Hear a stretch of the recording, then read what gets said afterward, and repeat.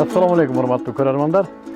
Кайрадан сиздерди мен өз каналым аркылуу жолугуштуруп отурганыма өтө кубанычтамын.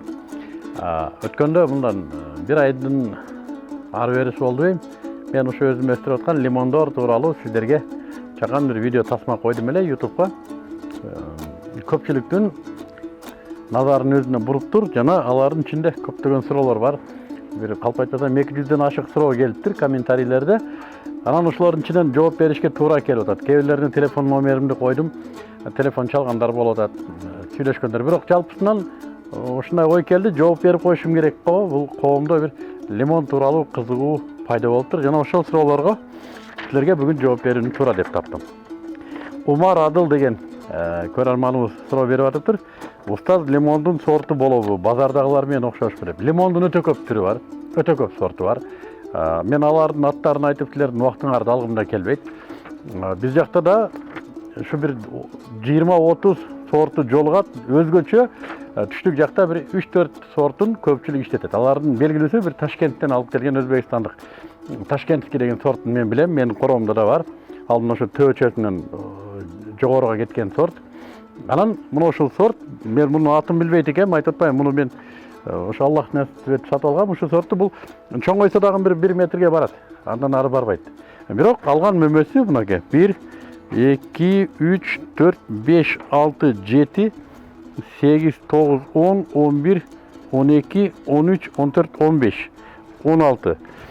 16 мөмө бир тараптан. Эгер мен ойлойм 16сын тең бышырабыз, Аллах насип этсе деп. Бул ушундай чакан лимондор, бирок эми өлчөмү мынагу королоруна бир 2 ай боло элек. Ошо королорго дагы бир 3 ай турса, бир 4 ай турса, бул кадимки эле катардагы биз көнгөн лимондой. Бир гана айырмасы кабыгы өтө жука болот экен, анан аябай жыттуу жана даамдуу. Же мен жанагындай дары бербей өстүрүп аткандыктанбы, же сорт ушундай, кабыгы өтө эле жука. Анан өзү да бышканда аябай булкылдап, сонун жумшак болуп калат. Адатта баягы биз көнгөн дүкөндөгү лимондор катуу, кабыгы калың келет. Мунун кабыгы жука экен, анан жумшак, анан даамдуу аябай. Демек сорту көп. Базардагыдан айырмасы ушу. Мен мындай лимонду базарда көрө элекмин. Базарда бүт өндүрүштүк лимондор деп койсок болот. Алар аябай чоң плантацияларда өскөн лимондор. Алар адатта салмакка иштейт, жана көрүмдүүлүккө иштейт. Ушундай товарный вид деп коет, анан салмак болуш керек, албетте. 4 лимон 1 килограмм чыгат. Бул мен өткөндө бир бадалдан бир 6-7-ни үздүм, 6-7-си биригип 1 килограммга жеткен жок. Жеңил отурат экен. Бирок аябай суулуу, анан даамдуу. БАП деген биздин көрөрманыбыз суроо бериптир. Ассаламу алейкум, данектерин өстүрсө болобу деп. Албетте, ар бир нерсенин данеги болот. Аллах субханаху ва таала ар бир өсүмдүктү данегинен чыгартырган кылган.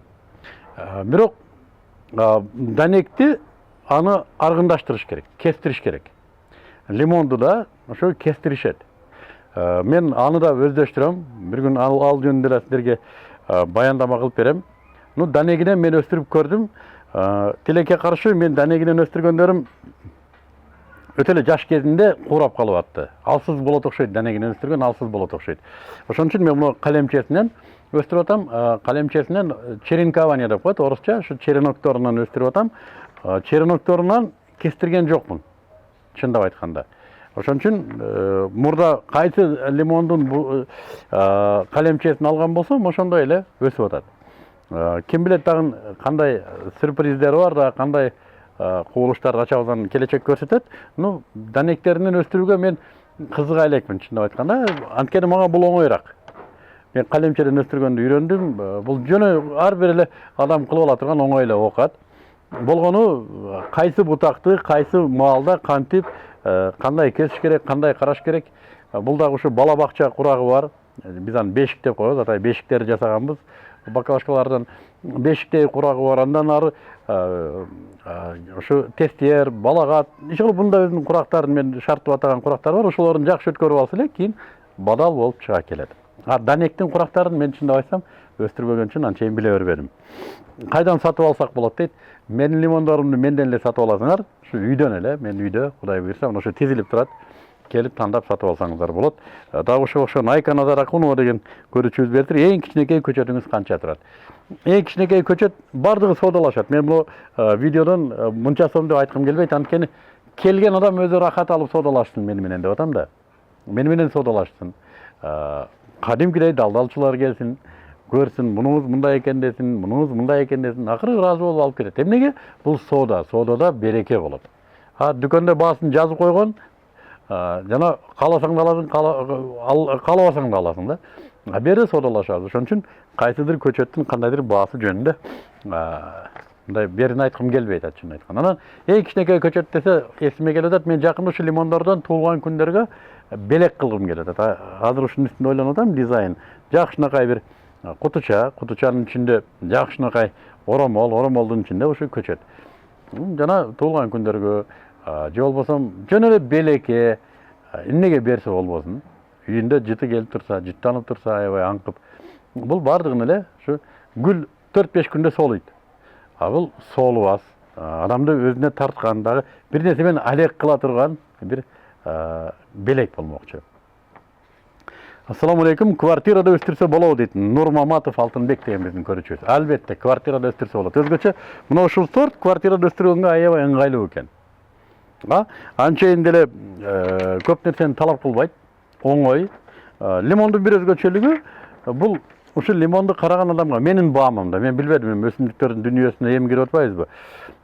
Бирок ушу өстүргөн адамдын маанайына байланып калат окшойт. Ушу маанай жок болсо мында маанайы жок.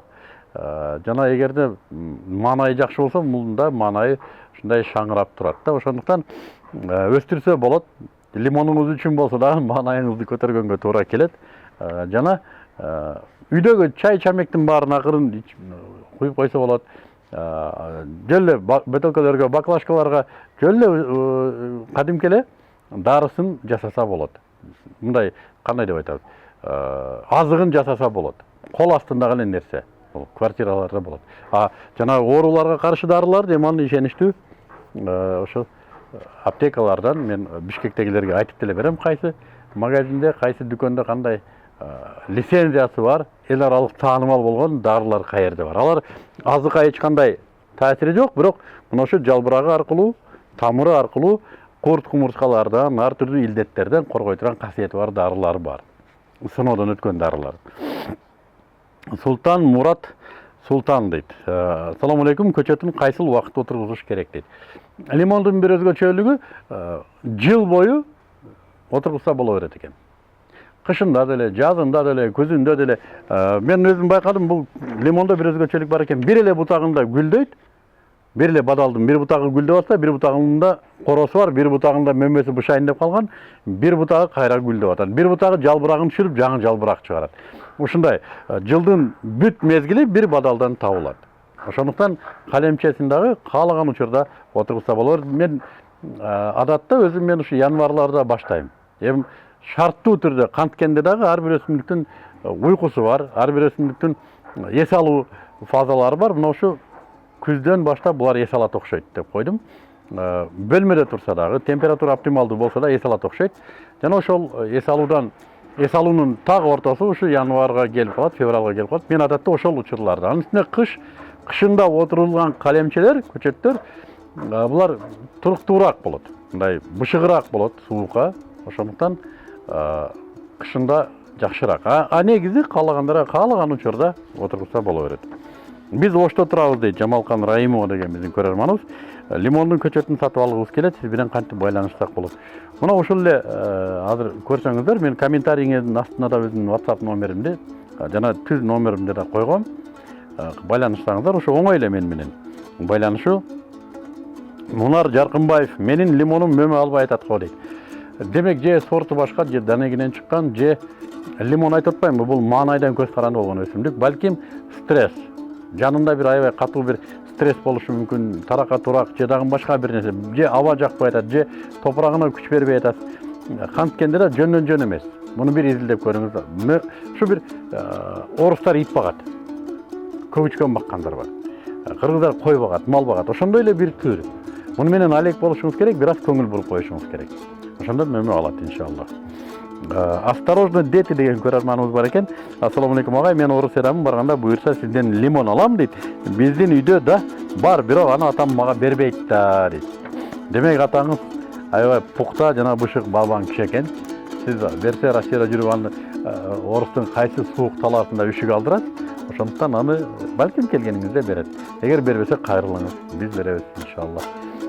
Анда ошо лимон боюнча да кимде кандай суроо болсо кайрылыңыз, мен мүмкүнчүлүк болсо кийинчерээк көрсөтүп да берейин атам. Ошо калемчелерди кантип отургузабыз, кантип көчөт кылабыз. Негизи келиңиздер, ушул лимон кызыккандар келе бериңиздер, үйрөтөбүз, сатып алыңыздар, башкаларга белек кылыңыздар. Лимон ушундай бир жакшы өсүмдүк экен. Assalamu alaikum.